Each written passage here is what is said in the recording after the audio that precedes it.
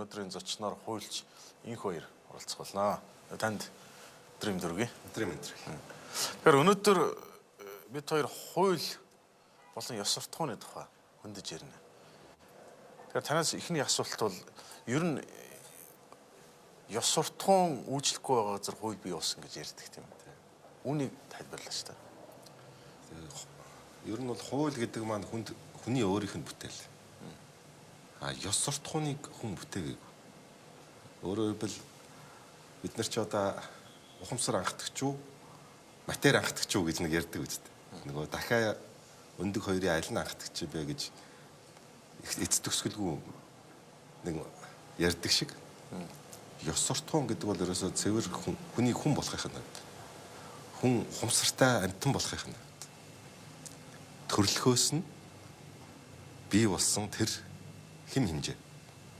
Бичигдээгүй хэм хэмжээ. Хууль бол хүний өөрийнх нь бичсэн хэм хэмжээ. Тэр утгаараа бол тэрвээ одоо бүх хүн ёс суртахуунтай, ёс суртахууны хэм хэмжээ тийм өндөр түвшинд байвал хуулийн хэрэгцээ шаарддаг гэж огт байхгүй. Хуульгүйгээр бид нар амьдарч болно. Тийм ээ? Амьдарч болно.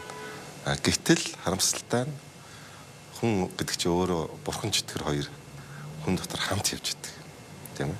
Бурхан багшийн сургаалд бол бурхан болох чадвар хүн болгонд байдаг гэж үг байдаг шүү дээ.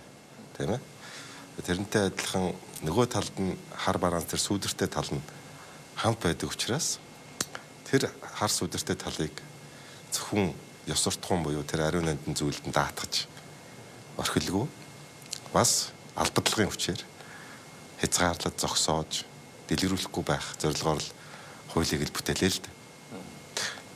Эрт дээр үеэс тухайн ус орондоо хүртэл өөр өөрийн онцлогтой тийм. Тэгээ одоо монголчуудын хувьд одоо хамгийн анхны бичмэл хууль гэдэг их ясаа те их засаг гэж ярьдаг.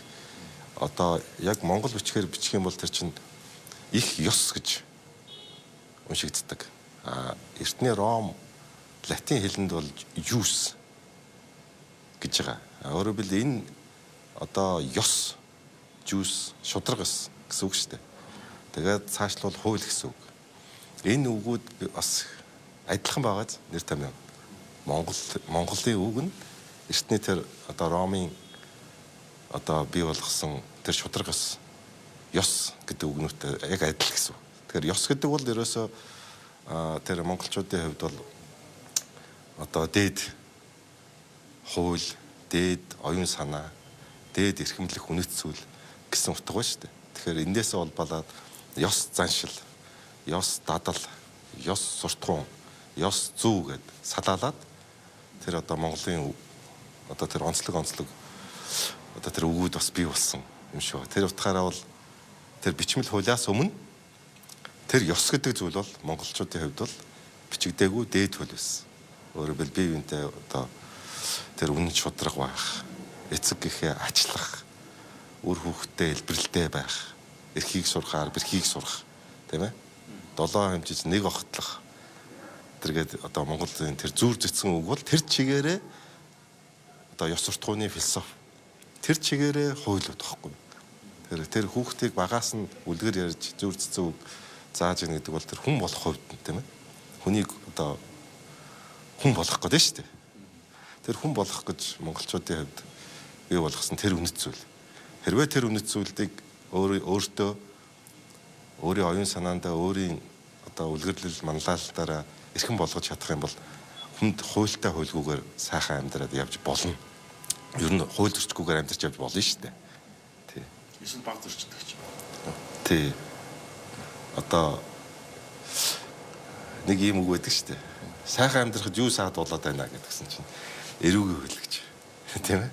Өөрөөр хэлбэл заавал нэг болж итгэхгүй юм тулгаа хийх гээд байгаа юм уу, тийм ээ? Залилан хийх гээд байгаа юм уу, тийм ээ? Авилга авах гээд байгаа юм уу? Тэр хүмүүсийн хувьд одоо сайхан амьдрахад эрүүгийн хууль саад болоод байна гэсэн юм одоо энэ онголт үг нь бол.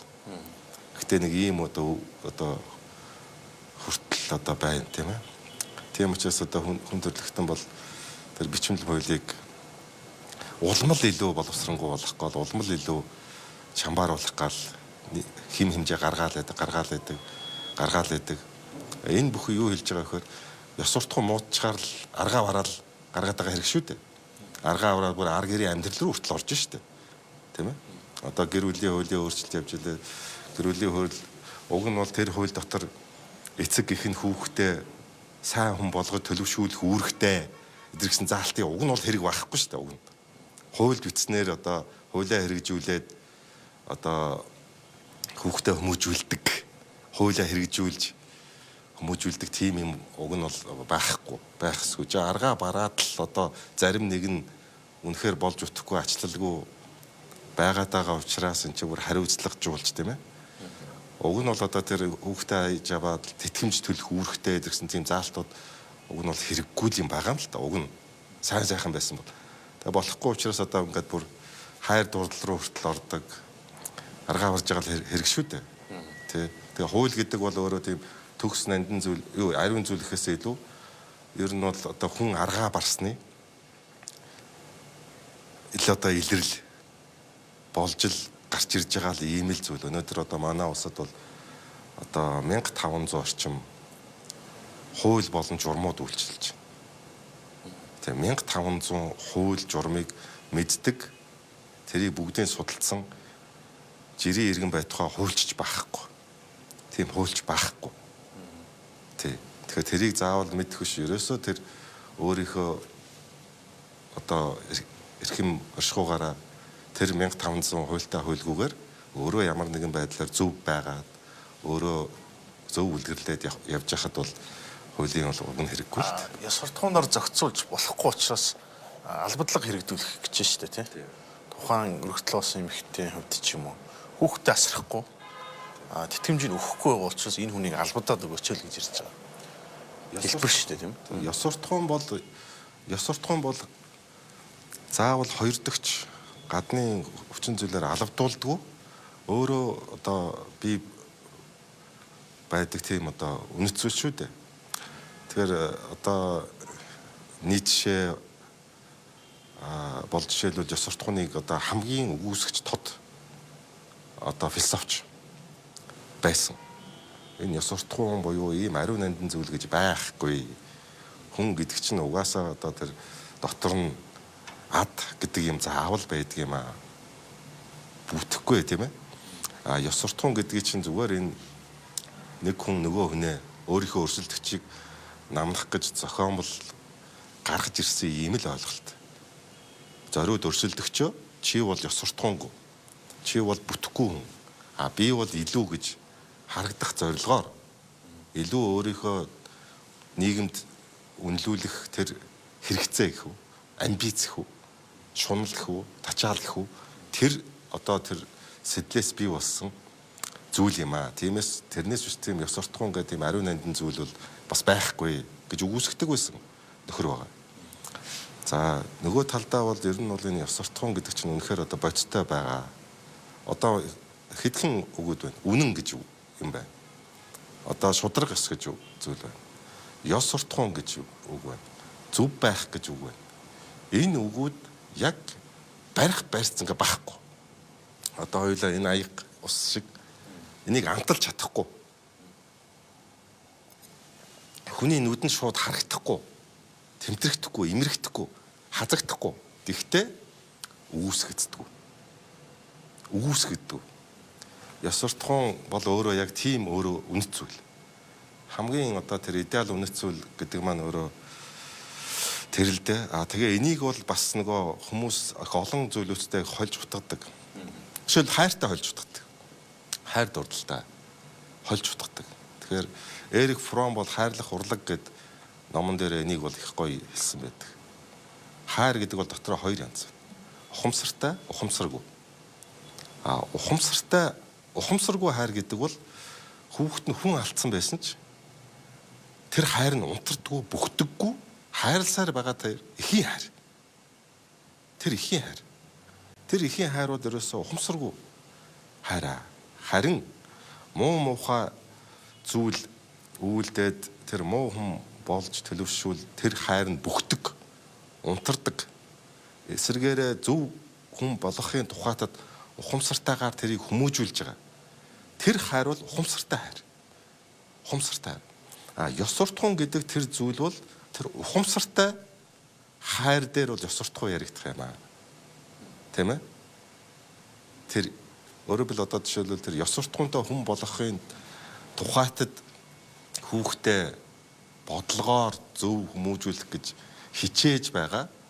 Тэр эцэг эхийг бол ёс суртахуунтай хүн гэж хэлнэ гэдэг нөгөө Иммануэл Кант германы философч хэлсэн байдаг. Эсвэргээр зүгээр миний хүүхдэл учраас би энийг өсгөх ёстой, хоол идүүлэх ёстой гэж бодож байгаа. Тэр хүн бол ёс суртахуунтай хүн бишээ гэж хэлсэн байхгүй Иммануэл Кант. Тэр бол ёс суртахуунтай хүн биш. Тэр тэнд ухамсар гэдэг биш.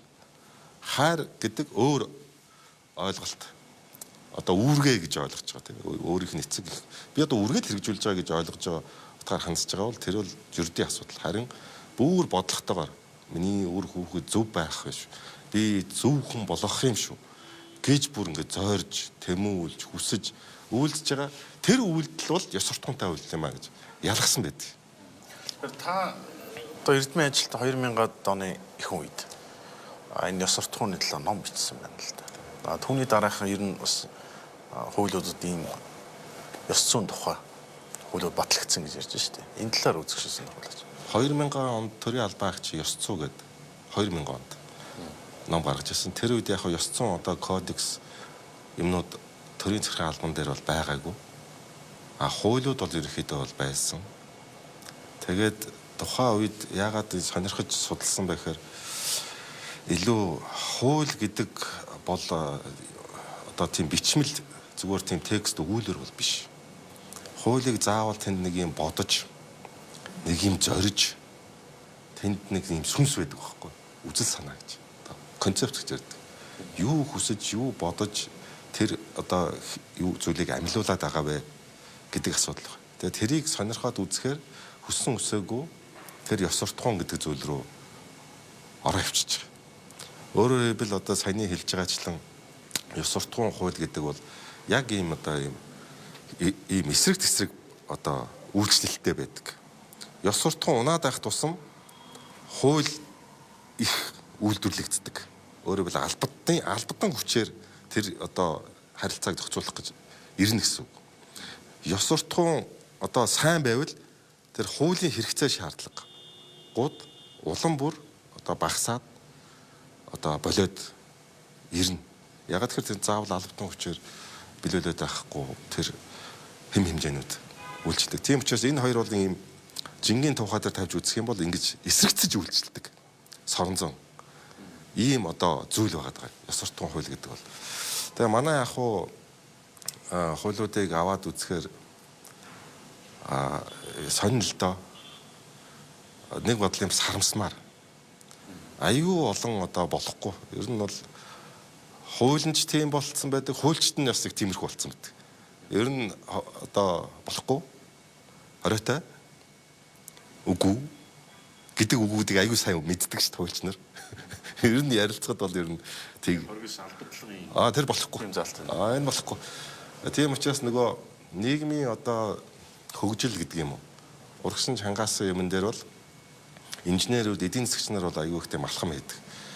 Урагшлуулж байгаа. Хуульчд бол ер нь болж бүтэхгүй талаас нь, эрсдэл талаас нь аюу тийм хардаг, ерөнхийдөө тийм нүдтэй болцсон байдаг байхгүй. Тий, энэ манад нэг нано технологийн чиглэлийн энэ хэдэн Израилууд бас жижиг үйлдвэр Төв аймагт бас ингээд байгуулагдаад тэгээд тэр хүн ярьжсэн байхгүй. Энэ Монгол хүн их сонь хүн юм аа ярьсан. Энэ болохгүй шүү гэдэг хатал яг тэрийг хийдэг гинэ. Тий, болохгүй шүү гэж хэлэхээр одоо яг тэрийг гэдэг. Гэтэл тэр одоо Европ өөрийнх нь одоо эх оронд тэр бусад улс оронд яаж юм нэхэр болохгүй шүү гэвэл ерөөсөө тэрийг хийхгүй. Яг тэгэхээр тэр бол хэм хэмжээ хууль болохгүй л гэж үздэг. Тэгэхдээ Монгол тэр ажилчтай одоо энэ төвчин дээр ингээд дарж болохгүй шүү гэж хэлдэг юм байна л та. Тэгэхээр нөгөө ажилтан өөрийг нь гарсны дараа заавал дарж уцдаг гэдэг байна. Тэр ямар хүчтэй би энэ Монгол хүний тэр одоо тэр онцлог энэ нэг тийм онцлог байна гэж. Тий. Одоо ямар хүчтэй мэдхгүй ч болохгүй шүү гэдэг заавал ингээд зэрэг одоо яагаад байгаа тийм ээ. Ингэж ингэхээр одоо яадаг юм бол гэж өөрөө бүр ингэж туршиж өөрөөрөө одоо тийм эрсдэл дуртай одоо хүү юм уу гэхээр үгүй. Ер нь бол тэр нөгөө нүүдэлчин сэтгүүтэй холбоотой юм шиг. Ямар нэгэн байдлаар хайрцаглагддаггүй. Бичмэл хуулиар өөрийнх нь аж амьдрал нь зохицуулагддаггүй. Бичмэл. Угаасаа бичмэл хуулийн дор бай. Өөрөө иргэншилтэй харьцуулах гэсэн. Тий, би угаасаа бичмэл хуулийн дор амьдарч байгаагүй. Байгалийнхаа дор л амьдарч байсан. Хатуу ширүүн цаг агаар тэр цас, зууд, одоо бороо гэдэг асуудал тухайн одоо хамгийн одоо монгол хүний хувьд дээд хууль. Тэнтэйг байгальтайгаа аргадаж, байгальтайгаа шүтэж, тийм ээ? Байгадаа хайрлаж, тэгжээж өөрөө оршдог. Тэгжээж өөрөө оршдог. Ийм байгалийн одоо ийм онцлогтой учраас байгалийн буюу тэр одоо ёс суртахууны гэж ёс заншил гэдэг тэр хууль нь бол бичмэл хуулиас илүү хүчтэй. Илүү одоо тэнд захирагддаг ийм одоо онцлогтой. Одоо наадсахын жишээлбэл ингээ хог хаяад л одоо байгаад байгаа. Одоо хог хайж болохгүй гэдэг хууль байгаа шүү дээ. Гудамжинд 10,000 төгрөгөөр торгоно гэж зөрчлийн хууль тавьдсан. Зөрчлийн хуульд байдгийг. Гэхдээ энэ хэрэгжихгүй. Харин энэ хуулиас илүү за ер нь хог хаяул одоо тэр лус савдаг одоо ингээд ер нь цэрлэгдэндээ ер нь хойд насандаа бол ер нь өөрөө хонин гөрөл болж тэр штэ гэдэг илүү л баг одоо тэр нь илүү бүр тэр монгол хүний бүр онцлогт бол илүү сайн тусаж хэрэгжүүлнэ. Тийм учраас тэр одоо ердийн ганцхан бичмэл хуулиар биш тэр шашны, ёс заншлын, дадлын энэ одоо олон нийгмийн бусад хэм хэмжээгээр уйлдад зохицолж ингэ нийлжээж тэр хүнийг хүн болгох чиглэлдэл яваад байгаа юм л та. Нэг асуулт байна. Улс төрийн буюу эсвэл ер нь төрийн албанд хаагч ёс зүйн алдаа гаргасан гэж бодъё л да. Ёс зүйн алдааныхын төлөө огцруулах уу эсвэл хууль зөрчил огцруулах уу? Хууль гэдэг бол Энэ дээр чинь Дональд Трампын хариуцлага тооцох тухай асуудал ярих гэдэг чинь тэр хүний буруутай гэж үзэх гэдэг шүү дээ. Трамп болохоор би хууль зөрчөөгүй гэдэг шүү дээ. Украинд үзүүлэх тусламжийг л 2 сараар хойшлуулсан. Гацаацсан л энэ. Нөгөө ардсан нам нь болохоор энэ тусламжаар барьцаалаад өөрийнхөө өрсөлдгийг намрах гэж байна. Энэ бол хахуул юм гэдэг шинэ үг оруулаад ирж байна. Энэ бол ёс зүйн хувь болохгүй. Америкийн батлон бодлогонд ийм байж болохгүй гэж яриад байна шүү дээ. Тэгээ ийм нэг нөхцөл байдал үүсчихэд байна тийм. Тэгэхээр хууль гэдэг бол тухайн ажил мэргэжил онцлогт одоо илүү тавьж байгаа онцлог шаардлагуудыг хэлж байгаа. Хууль бол тэр чигээр ёс суртахууны шаардлагууд. Хууль бол эрх зүй гэдэг бол ерөөсөө ёс суртахуун. Бичигдсэн ёс суртахууныг хууль гэж байгаа. Цаасан дээр буусан ёс суртахууныг хууль гэж байгаа. Тэгэхээр хууль зөрчнө гэдэг бол ёс суртахууныг хэм хэмжээг зөрчиж байна л гэсэн үг.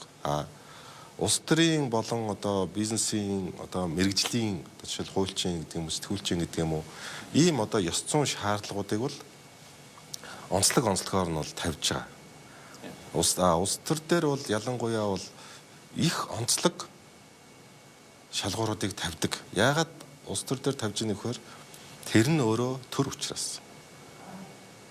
Төр гэдэг бол бас ингээ барих барьцгүй бас юм шүү дээ. Бас юм зүйл. Төрөний ёс суртахуун гэдэгтэй адилхан. Төр гэдэг бол саарл ордон биш. Засгийн газрын ордон биш. Төрөл гэдэг бол одоо манай ерөнхийлөгч хувь хүн бол биш. Тийм ээ?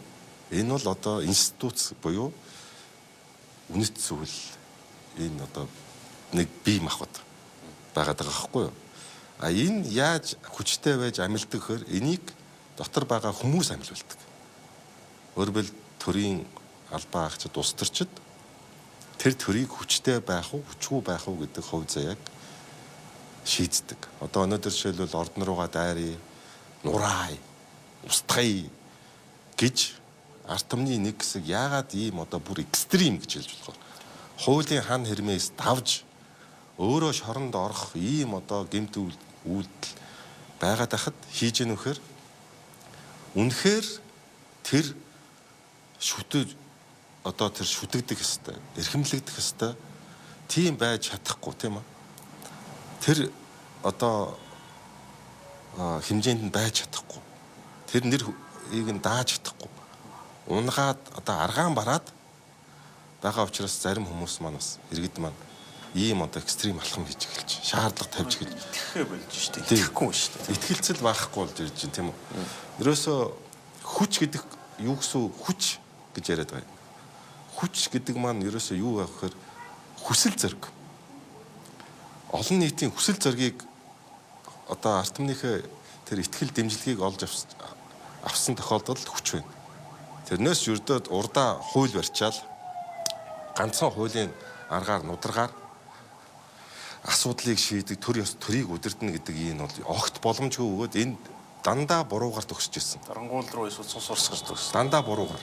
Тэгээд дандаа өөрөө тэрнийхээ одоо шийтгэлийг төлж ингэж эмгэлтэйгээр төгсөж ирсэн ийм одоо түүхтэй.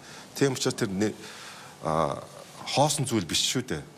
Хоосон зүйл биш. Тэр одоо нэр хүнд олон түмний итгэл гэдэг юм чинь даах гэдэг юм чинь өөрөөрөө үлгэрлэн манлайлна. Одоо луу алтан товч дээр хаан хүний эрхэмлэн баримтлах 9 зүйл гээд бичсэн байдаг байхгүй юу? Тэр төрийн хүнийл гэсэн үг шүү дээ. Тэгэхээр энэ дээр бол тэр хамгийн гол юмнууд бол олон түмнийхээ итгэлийг олж авах. Тэгжээж хүчтэй байна. Одоо сүүлийн үед бол одоо ялангуяа манай Чингис хааны талаарх ном бүтээл, судалгааны ажлууд бол одоо их олон ил боллоо шүү дээ. Тэгээ Чингис хааны хүчтэй байсан гол нууц бол тэр хүн одоо харгис байлдах урдлагаар одоо төгсөрцөн тийм ээ. Одоо ганцаараа мөртлөө одоо хэдэн зуун мянган хүнийг ингээл толгойн завчдаг тийм одоо нинжа тийм одоо зодонч хүн байгаагүй байхгүй юу? Тэр яагаад тэр одоо тэр тийм хүч ямиг олж аваа гэхээр тэр ард иргэдийнхээ итгэлийг олж чадсан байсан. Ард иргэдэд хайрлж чаддаг хүн байсан. Хайрлж чаддаг тэднийг. Тэднийхээ төлөө хүн байсан. Учираас түүний өөрийнх нь албадлаггүйгээр хүмүүс түүнийг дагж исэн. Түүнийг салаад нүчиж штэ. Тий. Жамуухаас салаад өрх айлууд нүгэ явчихсан. Жамуухын албатууд Чингисийг дагаа авчихсан байхгүй. Тэгтэл Жамух бол өөрийгөө нөгөө одоо хаан овгийн одоо одоогоор бол хунтааж тийм ээ. Учираас би хаан лимчи эдгээр намайг одоо дагах л ёстой. Миний үгийг одоо биелүүлэх л ёстой. Тийм ээ. Гэдэг тэр ааш аягаараа яваад Чингис бол тэгтэл тэр доор нь яасан. Нөгөө иргэдтэй нь яг уу. Яг хүн ёсоор тийм ээ. Өөртөө дотор нь ороод харьцаад хүндлэлийг нь өөрөө ирэхгүй авцсан байсан байхгүй. Нэг мэдсэн чинь Жамух хүчгүй болцсон. Өөрөө уг нь бол хаан байгаад дээ. Чингис бол одоо тэр чинь өөрхий ганцаараа л өөрхий яг тэр үед чи ядарч явсан шүү дээ. Тэгсэн чинь нэг мэдсэн чинь өөрийнх нь албатууд бүгд Чингисийг хүндэлдэг. Тийм болцсон байсан байхгүй. Тэгэхээр тэр өөрөө хүндлэл гэдэг юм өөрөө тэр Монголын төрийг тийм хүчрэхэг болгосон гол ид шид нууц гэдэг бол ерөөсөө л тэр хүлээн зөвшөөрөгдөж тэр нэр хүндтэй байсан явдал Дагуулах гэсэн. Дагуулж өөрөө манлайлж. Ярилцлагын төгсөлд сүүлийн үед олон нийт нэлээд шуугин тарьж байгаа асуудлын талаар. Гэхдээ үзэгч олон нийт мэдж байгаа учраас аав нэр зохиодох шаардлагагүй. Алтан тушаалтнуудын ёс зүйн асуудалтай холбоотой. Ялангуяа бэлгийн дарамт учруулсан бол яах вэ гэж. Одоо энийг зохицуулах хууль зүйн заалт бий юм. Одоо хариуцлага хүлээлгэх заалт бол байхгүй. Байхгүй гэсэн үг. Байхгүй. Эрүүгийн болон зөрчлийн хууль байхгүй. Одоо улсын их хурлаар хэлцэгдэж байгаа зөрчлийн хууль дээр 30 хүртэл хоногийн хугацаагаар баривчлах 20 гэсэн үг шүү дээ. Тийм шийтгэлтэй одоо санкцтайгаар явж байгаа ажлын байранд бэлгийн дарамтыг. Бэлгийн дарамт. Тий. Энэ бол хүчин биш шүү дээ, тийм ээ. Энэний хамгийн гол асуудал бол одоо шинжийг маш оновчтой тогтоох явдал. Өөрөөр хэлбэл яг одоо ямар үйлдэлийг энд ойлгох вэ гэдэг дээр шинжийг нь аюул сайн зөв тавих хэрэгтэй. Өөрөөр хэлбэл одоо тэр яг энэ дээр бол 2-3 янзын чиг хандлагуудад байдаг. Одоо нүүбиес баталсан олон улсын гэрээ конвенцууд байна. Бусад улс орны хууль тогтоомжууд байна. Энэ дээр хамгийн гол ажиглагдж байгаа зүйл бол тухайн хохирогч өөрөө бэлгийн одоо дарамт одоо над үзүүлэлээ хохирлоо гэдэг тэр одоо тэр шинж бол хамгийн одоо гол нь байх ёстой гэж үздэг. Тэрнээс яг ингээд 5 секундээс дээш болонгууд ингээд цаг харцсан тийм ээ. За яг 6 секунд боллоо. За бэлгийн дарамтад зүйлчлээ. Гэт ийм нөгөө нэг бусад шинжүүд дээр бол онцлог зүйлүүд байдаг. Магадгүй юм жоохон гөлөрдөг хүн байж магадгүй шүү дээ бас. Эсвэл бүр ингээ нүд нь ингээ анивчаад байдаг хүн байж болно. Бас магадгүй өвчтэй тийм ээ. Нүд нь ингээ амждаг чинь энэ над руу ирмээд байсан гэд бас хүнийг шийтгэж бас болохгүй үстэй. Тэгэхээр эн чинь нөгөө тэр бэлгийн дарамтын шинжийг айгүй зөв тодорхойлох ёстой. Сарамсаргүй байдлаар бид нь хүрсэн байж болох юм ихтэй үнэ. Сарамсаргүй хойно байхны хараагүй ч юм уу. Харин маш олон зүйлүүд байгаа даа байхгүй. Тэгэхээр энийг нөгөө тухайн онцлог одоо харилцаа энэ чинь ганцхан биеийн идэвхтэй үйлдэлээр буюу бие махбодд нь заавал хүрлцснээр төгсдөг ийм бас үйлдэл биш шүү дээ. Бие махбодд нь хүрээгүй байсан ч гэсэн үг хэлээрээ. Тийм үү? Илэрхийлэх.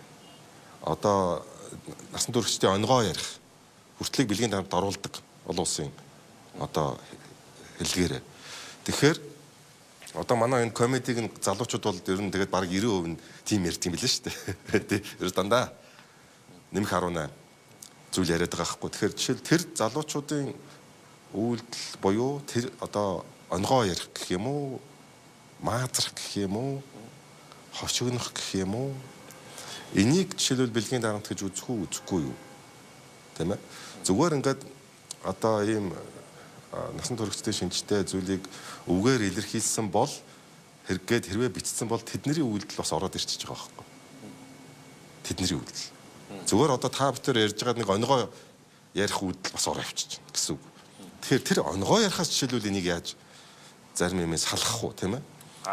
Зохион байгуулалт хүмүүсийг цуглуулаад шоу хийж байгаа тохиолдол яах вэ? Яах вэ гэдэг. Ингээд энэ тэр олон асуудлыг нарийн зохицуулахгүй бол наацх нь одоо жишээлбэл хайраас яаж ялах вэ? Үнэн хайраас. Үнэхээр дурлаад ингээ хараад энэ чинь нүдээ салгаж чадахгүй тийм ээ? Гоо зүү гэж юу вэ? Гоо зүү гэдэг бол хүнийг хүн болгодог тэр зүйл. Гоо сайхны мэдрэмжгүй хүн бол хүн биш.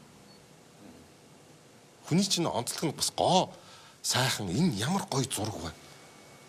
Энэ ямар гоё байгаль вэ? Тийм ээ? Гэж тэр нэг гоо сайхны тэр мэдрэмж гэдэг чинь хүний чинь бас хүн болгож яадаг тэр зүйл. Тийм ээ?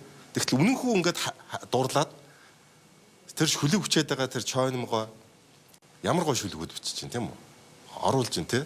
Тэр эсэнэн ямар хүчтэй дурлаж явах үедээ ямар гоё бүтээлүүдийг хийсэн байна тийм ээ? Хүн чинь ер нь дандаа тийм хайрал дурлаж явах үедээ хамгийн их сайн бүтээлүүд ялангуяа урлагийн хүмүүс хийж ирсэн байлээ шүү дээ.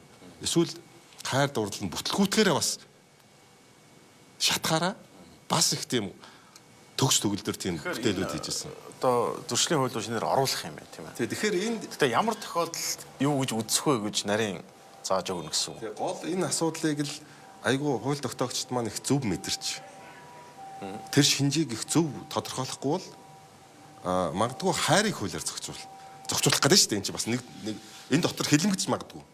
Хайр хэлмэгдэж магадгүй байхгүй юу? Тийм ээ? Нөгөө талд нь. Тийм эрсдэл байгаа учраас ингээд хууль гэдэг бол өөрөө амьдрал. Амьдралыг амьдрал чи өөрөө олон талт. Олон талт байж аж амьдрал байдаг. Амьдралыг нэг цонхоор нэг нүдээр боож, хааж, хүлж огт болохгүй. Хүлэгдэхгүй. Хуулиар хүлэгдэхгүй. Тийм ээ? Одоо эхийн хайрыг яаж хариулах вэ гэдэг асуултанд хариулт байдгүй шүү дээ. Хариулт байхгүй. Тэгтэл одоо энийг жишээл хуулиар бич болох уу? Эхийн хайрыг бол яг одоо мянган ширхэг одоо шүүдрийн усыг одоо аваад нэг аяг цай өгвөл одоо хариулсан тооцноо өдр гэж хууль бичиж болох уу? Болохгүй үстэй. Тийм ээ? Тийм учраас нөгөө хууль захирагдахгүй хуулиас илүү ариун дээд тийм асуудлууд бас байдаг учраас ялангуяа хариуцлага тооцох гэж байгаа хүний эрх рүү орох гэж байгаа энэ заалтууд бол маш их тийм зөв оновчтой байж тодорхойлогдно. Тийм учраас миний түрүү хэлсэнчлэн тэр хохирогч өөрөө энэ одоо хүн бол хүн мэднэ шүү дээ. Үнэхээр одоо хайрлаж хараад байна уу? Бас нэг тийм маниак маягийн нүдээр хараад байна уу гэдгийг бол тэр хүн өөрөө л мэднэ.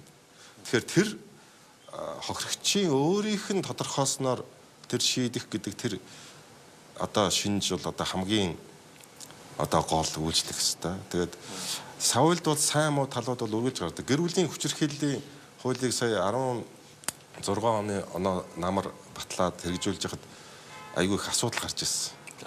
За энэ төр гэдэг чинь нөгөө хууль гэдэг юм чинь одоо ар гэрлөө орчлоо. Эремийн оронд илжиг үүж ороод гэдэг байтал одоо бүр төрөө ороод ирлээ, цагдаа ороод ирлээ. Барих гээд байна, хорих гээд байна гэдэг. Тэгтэл сайн юм гарсан. 17 оны статистикаар шүү дээ. Хүн амны гэмт хэрэг Монгол улсад анх удаа 40% буурсан. 40% буурсан шүү дээ. Бүр санаатай хүн амны хэрэг. Тэгсэн чинь гэр бүлийн хүчирхийллийн шийтгэлүүд маш их нэмэгдээд бариад ирэхэд нөгөө тал дээр яаж нэ бүр нэгнийг алж ээж тэр дуустдаг байсан тэр юмнуудыг наам зогсоогоод бариад урьдчилан сэргийлээд чадсан учраас бас одоо сайн үйлчлэл үзүүлсэн байгаа даа байхгүй. А тэгтэл нөгөө тал дээр энэ сонгоны хайрхан дээр нэг юм тохиол гарсан шүү дээ. Эхнэр нь шүүх нөхрөө гэр бүлийн хүчирхийллээр яалаа үлдсэн. Яасан гэсэн чинь манай нөхөр одоо энэ дундын хэрэгцээнийхээ машиныг ганцаар унаад байна. Над машин унахгүй. Тэгэхээр энэ бол өөрөө бас эд хөрөнгийн хүчирхийлэлд ордог. Мөн тийм ээ? Энэ ганцхан сэтгэл санаа мөн бие махбод зодуур юм биш. Эд хөрөнгийн хувьд өөрөөсөө хараат болгож байгаа. Тийм одоо гэр бүлийн хүчирхийлэлд ордог байхгүй. Тэгээ яг үзэхээр гарцаагүй шинжүүд нь бол байсан. Ял өгсөн. Тэгэхээр амьдрал гэдэг бол юу вэ? Олон талдаа. Хууль гэдэг чинь өөрөө их олон янзаа. Янз бүрийн тохиолдлууд гарнаа. Тийм ээ? Энд л одоо таар тохирж уян хатуу үйлчилж чадвал тэр жинкнээсээ сайн хууль болж чадна л гэсэн үг. За баярлалаа. Сонирхолтой ярилцлага өнгөрсөнд. Их сурвалж ярилцлагын маань ээлж дугаар өндөрлөө. Ирэх Бямбарагт иргэн уулзъя.